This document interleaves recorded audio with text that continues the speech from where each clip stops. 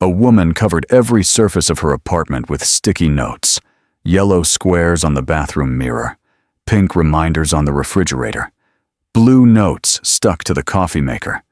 Her ex-husband called her crazy. Her neighbors whispered. Her own mother suggested medication might help her get it together. What none of them understood was that Sarah Mitchell's brain worked differently. And that difference, the very thing everyone mocked, would eventually make her a millionaire. But we're getting ahead of ourselves. Sarah was 32 when the diagnosis finally came. ADHD, Attention Deficit Hyperactivity Disorder. The doctor said it like it was supposed to explain everything. Like those 4 letters could somehow make sense of the tornado that had been her entire life. Many women don't get diagnosed until adulthood, Dr. Peterson explained, clicking through slides on her computer. You've likely been compensating for years. The sticky notes, the alarms, the elaborate systems you've built. Those are coping mechanisms. Your brain doesn't produce enough dopamine and norepinephrine. It's not a character flaw. It's neurology. Sarah sat in that beige office and cried, not because she was broken, but because finally, after 32 years, someone was telling her she wasn't lazy. She wasn't stupid. She wasn't the mess her ex-husband Marcus had spent 5 years telling her she was. Marcus had left 6 months earlier, packed his things while Sarah was at her second job, left divorce papers on the kitchen counter, weighted down with his wedding ring. The note said simply, "I can't do this anymore. You're exhausting." Their daughter Emma was 4 years old. The sticky notes had gotten worse after Marcus left. Sarah had to remember everything now. No one to split the mental load. No one to say, "Hey, didn't you have a dentist appointment?" No one to pick up Emma when Sarah inevitably lost track of time at work. So she wrote everything down. Pick up Emma 5:30 p.m. Pay electric bill. Call mom. Buy milk. Return library books. Emma's show and tell Friday. Oil change overdue. Reschedule doctor. Client meeting Tuesday 2 p.m. The notes covered her world like multicolored scales on a dragon's back. Protection and shame all at once. Sarah worked 2 jobs.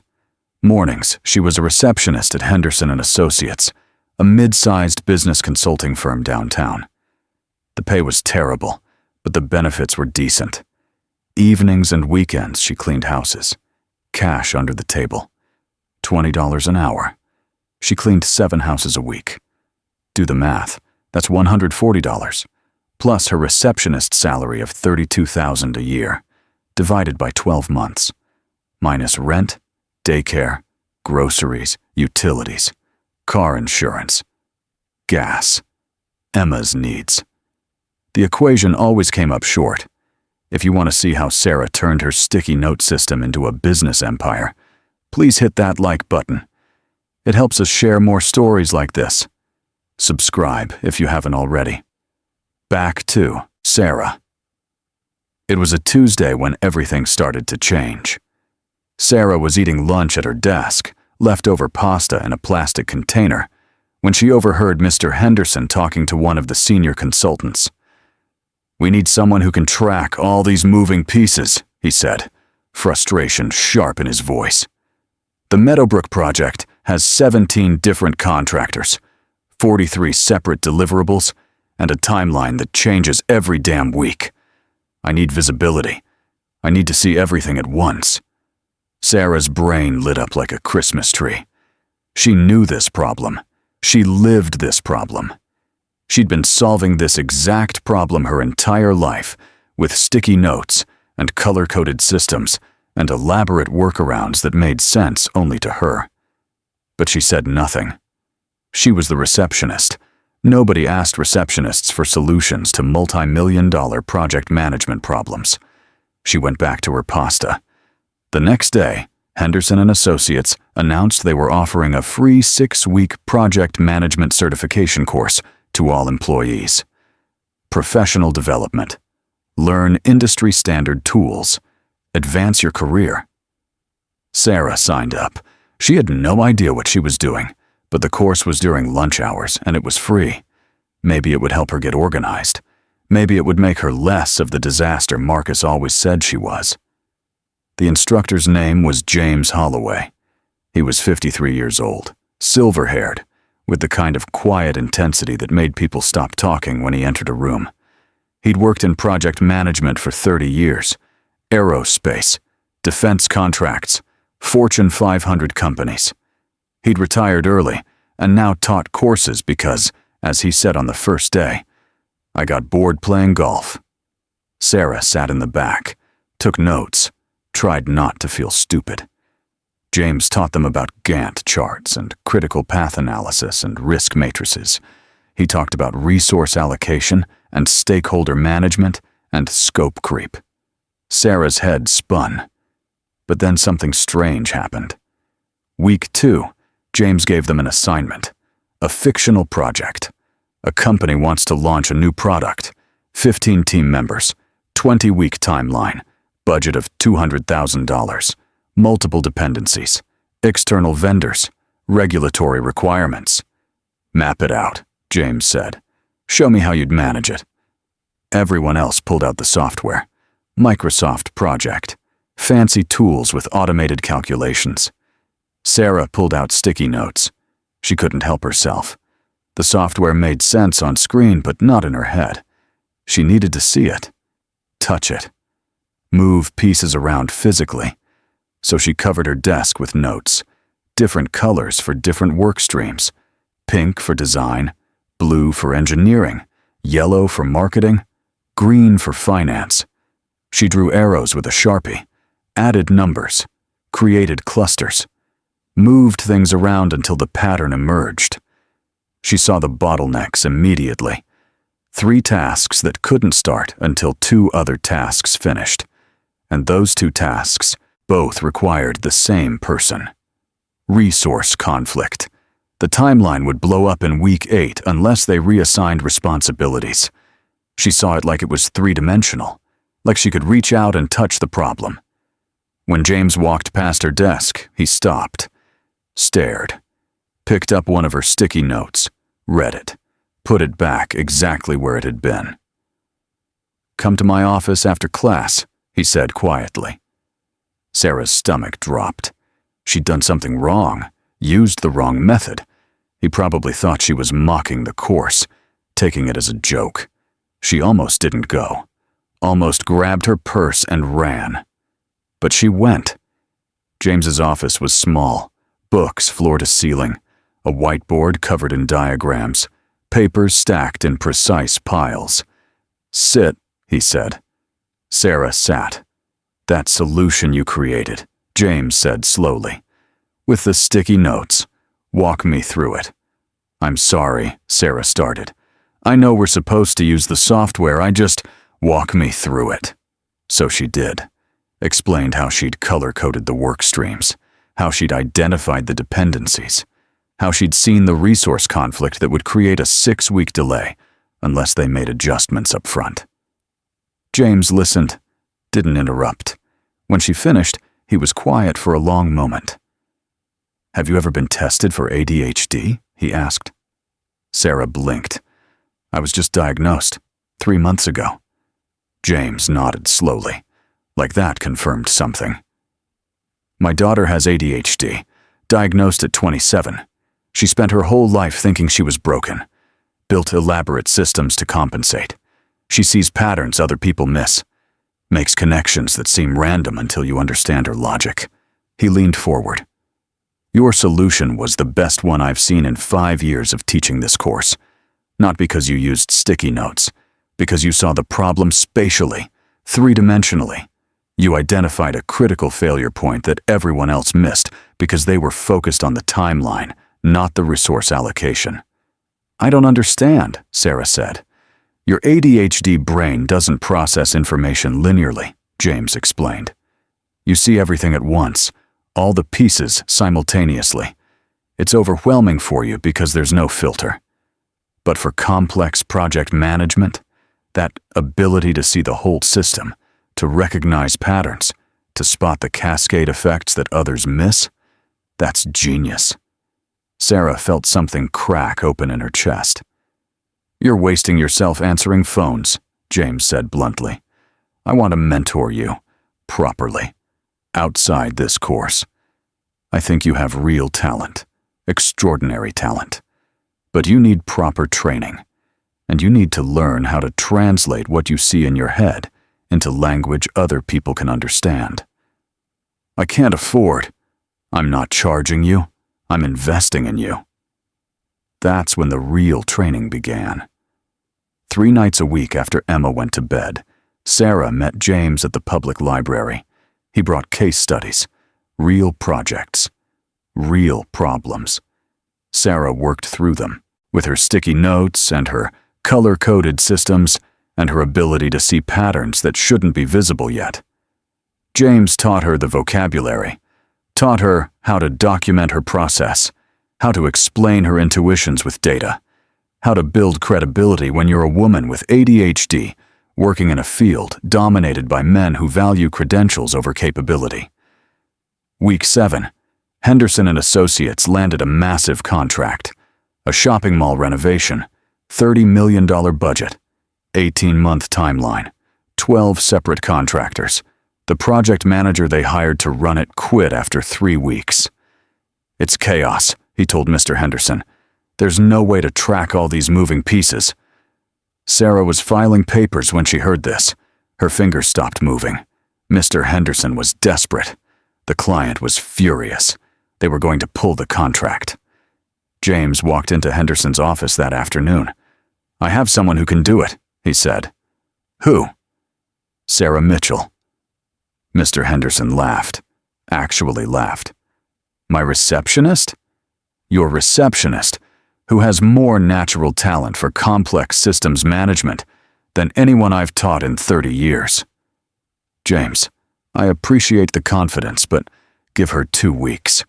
If she can't create a workable system in 2 weeks, I'll personally find you someone else. No charge. Mr. Henderson agreed, probably because he had no other options. Sarah worked like her life depended on it, because it did. She covered the empty conference room wall with sticky notes. Not little ones, giant ones, 3 feet by 2 feet. Different colors for different contractors. She created a physical timeline, a visual dashboard that showed everything at once. The plumber was scheduled to rough in the new bathrooms in week 20, but the HVAC contractor needed to install ductwork in those same ceiling spaces in week 18. If the plumber came first, the HVAC work would be impossible. 6-week delay minimum, $100,000 overrun. Sarah caught it.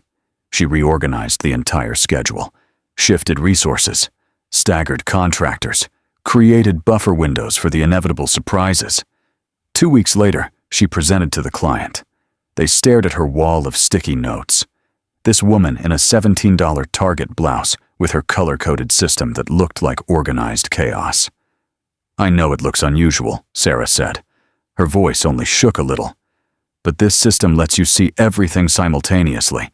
Every dependency, every resource conflict, every critical path. I've identified 11 major bottlenecks that would have caused significant delays. Here's how we address each one. She walked them through it. The client asked questions. Sharp questions. Technical questions.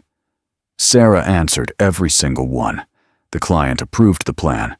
Henderson and Associates kept the contract. And Mr. Henderson offered Sarah a job as a junior project manager. Salary, $58,000 a year. Sarah cried in the bathroom, called her mother, called her best friend, almost called Marcus just to say, "See? See? I'm not stupid." She didn't call Marcus, but she did frame her first paycheck stub. James took her to dinner to celebrate. Nothing fancy. A diner with good coffee and better pie. You did it yourself, he said.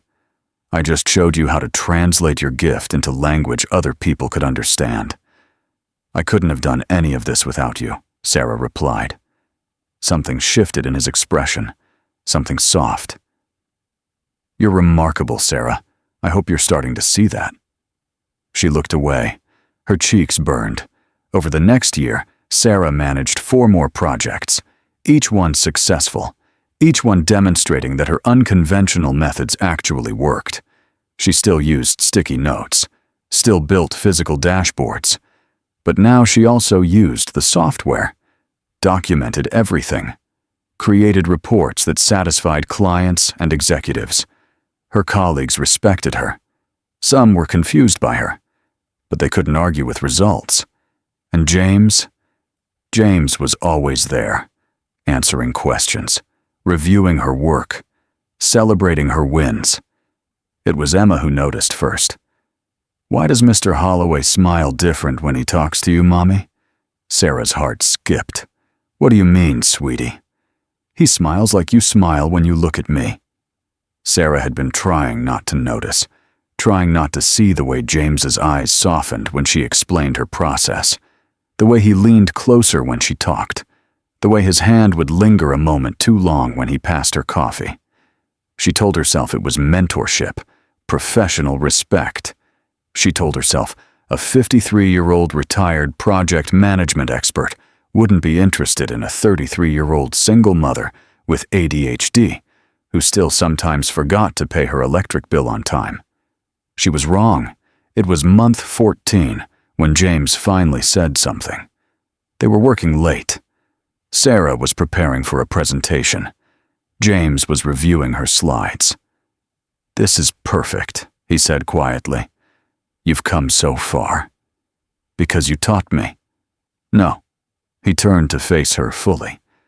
"Because you had the courage to trust yourself, to stop believing you were broken, to see your ADHD not as a disability, but as a different kind of wiring. A wiring that makes you see things others can't." The air felt heavy. "Sarah," James said, "I need to tell you something, and if it makes you uncomfortable, we can never speak of it again." Her pulse hammered. "I have feelings for you. Not mentor-student feelings. Not professional respect, though God knows I respect you. I mean," he stopped. Started again. "I find myself thinking about you constantly. The way your mind works, your resilience, the way you love your daughter, the way you laugh when something finally clicks. You're extraordinary. And I'm terrified I'm about to ruin the best professional relationship I've had in years by admitting this." Sarah couldn't breathe. "I'm 13 years older than you," James continued. "I was your teacher. I'm probably breaking every professional boundary by saying this. If you want me to leave and never mention it again, I will. But I had to tell you. I couldn't keep pretending I didn't feel this way." Sarah thought about Marcus, how he'd made her feel small, stupid, exhausting. She thought about all the years she'd believed something was fundamentally wrong with her. She thought about James, how he'd seen her genius before she did, how he'd never once made her feel like her ADHD was a burden, how he'd taught her to translate her gifts into success. "I have feelings for you too," she whispered. James exhaled like he'd been holding his breath for months. Maybe he had. "Really? Really?" Their relationship developed slowly, carefully. They waited 3 months before telling anyone, made sure it wouldn't compromise Sarah's career, made sure they were both certain. Emma adored James, called him Mr. James, and showed him her drawings and asked him questions about everything. Sarah's mother was skeptical at first. The age difference, the power dynamic. But she softened when she saw how James looked at Sarah, like she was the most fascinating person in any room. Year 2, Sarah launched her own consulting business, specializing in complex project visualization for clients with impossible projects. She called it Mitchell Systems Solutions. Her sticky note method became her signature. Clients loved it, paid premium rates for it. Year 3, she landed a contract with a major tech company. $5 million project. They'd been struggling for 8 months with a product launch that had 73 dependencies and kept getting delayed. Sarah created her visual system, identified the root cause. Not a technical problem, a resource allocation problem. 3 key people were overcommitted. The cascading delays all traced back to those 3 bottlenecks. She reorganized everything. The product launched on time. The tech company gave her a testimonial. That testimonial led to 3 more clients. Year 4, Sarah hired her first employee, then her second, then her 5th. Mitchell Systems Solutions grew. And through it all, James was there. Not managing her, not directing her, just supporting her, believing in her, loving her. They got married in year 5, small ceremony. Emma was the flower girl. Sarah's mother cried happy tears. Sarah still used sticky notes, still had them scattered around her home office, still worked in ways that looked chaotic to neurotypical observers. But now she understood. Her ADHD wasn't a flaw, it was a feature. The thing that let her see patterns others missed. The thing that made her extraordinary at solving impossible problems. Marcus sent a friend request on Facebook one day. Sarah deleted it without responding. She didn't need his validation anymore. She had a business she'd built from nothing, a daughter who was thriving, a partner who saw her brilliance instead of her struggles, and she had walls covered in sticky notes that represented not chaos, but genius. Different wiring, same potential, better results. Mitchell Systems Solutions hit 7 figures in revenue in year 6. Sarah hired a business manager, a full operations team, and 5 more consultants. She gave a TED Talk about neurodivergent thinking in business, 40,000 views in the first week. She started a scholarship fund for women with ADHD pursuing careers in project management. And every single morning, she still put a sticky note on her bathroom mirror, not a reminder to do something, just a message to herself. You are not broken. You are brilliant. Emma, now 11 years old, started making her own sticky notes. Color-coded reminders for school projects, visual timelines for her homework. Am I like you, Mom? She asked one day. With the ADHD? Maybe, Sarah said honestly. We can get you tested if you want. But remember, if you do have ADHD, it's not something wrong with you. It's just a different way of being wired. And different wiring can be a superpower if you learn how to work with it instead of against it. James walked into the kitchen, coffee in hand. He kissed Sarah's forehead, ruffled Emma's hair. Your mom's right, he said. Some of the most successful people I've known had ADHD. They just needed someone to help them see their gifts instead of their deficits. Sarah thought about that beige doctor's office 7 years ago. The diagnosis that had felt like both relief and confirmation of everything Marcus had said about her. She thought about the sticky notes, the chaos, the overwhelm, and she thought about where she was now. The truth was simple. She'd always been brilliant. She just needed someone to help her see it. And she'd needed to stop trying to be neurotypical and start working with her brain instead of against it. If this story moved you the way it moved us, do me a favor and hit that like button. It really does help us reach more people who need to hear stories like Sarah's.